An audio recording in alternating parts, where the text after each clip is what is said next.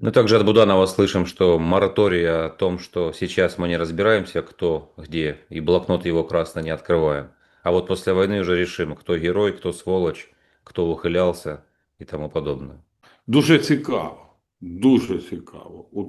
Я думаю, що блокнот тридерастів, мародерів і інших негідників Буданову варто відкривати щодня зранку, в обід і ввечері. Тому що дуже багато з них сидить у Верховній Раді, в Офісі президента. Люди, які наживаються на війні. Вчора дуже цікава новина була. Просто, значить, фігурант моїх журналістських розслідувань Сергій Лабазюк відвідав фронт. І не просто фронт, а як він написав, я поїхав, побачив потужну людину, свого побратима Олега Валерійовича Ляшка.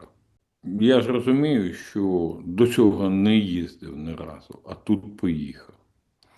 Я не знаю, чи говорив Лабазюк з Олегом Валерійовичем про Ігоря Мосійчука. Олег Валерійович був головою фракції парламенту, в якій я працював.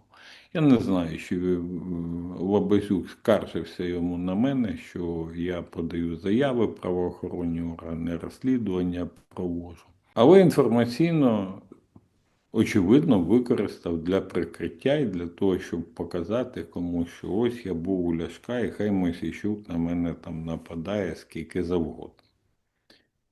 То я публічно звертаюсь до Олега Валерійовича Ляшка і кажу: ви тиснете руку людині, яка використовує дітей з ПТУ для обробітку тютюну в незаконний спосіб. Ви тиснете руку і дозволяєте з вами фотографуватися. Ви реально командуєте військовою частиною людині, яка використовує землі Національної академії наук для власного збагачення. Розслідування вчора перша частина опублікована. Завтра у вас в ефірі розповім подробиці ранком.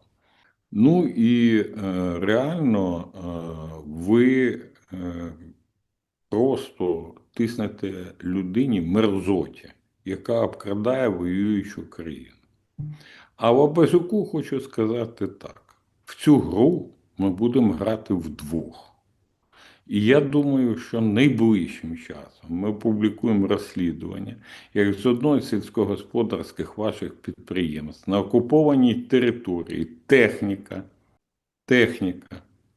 працювала на росіян для будівництва перед звільненням цих територій на Херсонщині над будівництвом оборонних споруд для росіян. Про те, як через рахунки вашої дочки в Німеччині в росіян ця техніка викуповувалась, тобто гроші йшли росіянам. А це вже не корупція, це вже державна зрада. Більше того, я думаю, ми розкажемо і людям, і правоохоронним органам, як ви скуповували голоси депутатів Хмельницької обласної ради, щоб вони головою обласної ради обрали вашу дружину Віолету. І от коли ми це все розслідуємо, коли ми це все доведемо до суспільства, до Служби безпеки України, до Національного антикорупційного бюро, до військових, я думаю, що Олег Валерійович Ляшко руки вам більше не подасть. Как вы думаете, как скоро это все завершиться может? Війна? Нет, нет, нет, это ваше расследование и до дела дойдет какого-то. М, Дивіться, Артем, справа в тому, що Лабазюк не перше скликання народний депутат. В нього є зв'язки, в тому числі в правоохоронній системі. І поки що йому вдається всі заяви, які надходять до Генеральної прокуратури, перенаправляти вниз, в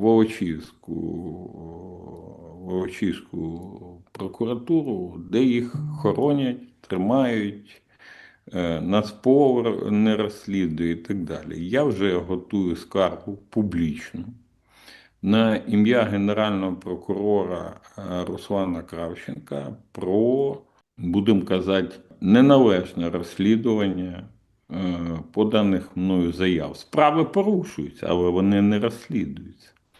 Більше того, є такий пан Гамалія, колишній керівник Хмельницької обласної воєнної адміністрації, державної адміністрації. Він смотрящий типу от Офісу президента зараз за Хмельниччиною.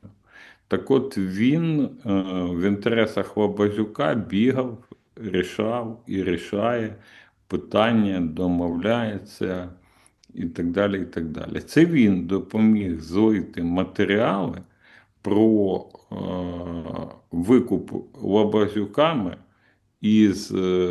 у росіян сільськогосподарської техніки. Розумієте?